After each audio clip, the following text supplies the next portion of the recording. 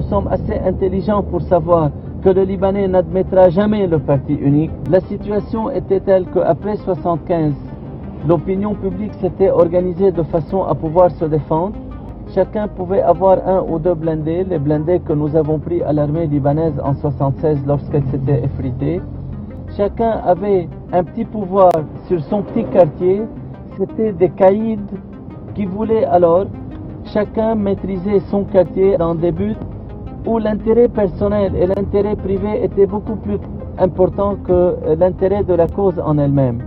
Nous n'avons pas du tout ni la prétention ni la prévision de supprimer ces armes. Au contraire, tout ce que nous voulons, c'est que ces armes ne soient utilisées qu'à bon escient, que chacun les garde chez lui pour le moment où le danger national va nous guetter.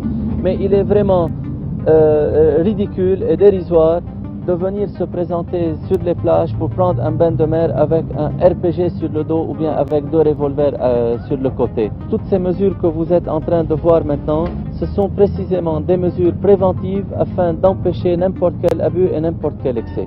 Nous avons pu découvrir ici 15 tonnes de hashish de contrebande qui étaient situées dans les entrepôts de l'hôtel. Nous avons également découvert un lot d'armes assez important, aux alentours de 5000 pièces d'armes, qui étaient destinées à l'Interland. Nous avions affaire à tout un réseau de mafia, tout un réseau de gangsters qui, profitant d'une situation chaotique et d'une débandade et d'une déconfiture de l'État, faisaient ce qu'ils pouvaient faire afin d'avoir un certain petit territoire à partir duquel ils pouvaient opérer. C'est ça ce que nous avons fini par faire en fin de compte le 7 juillet.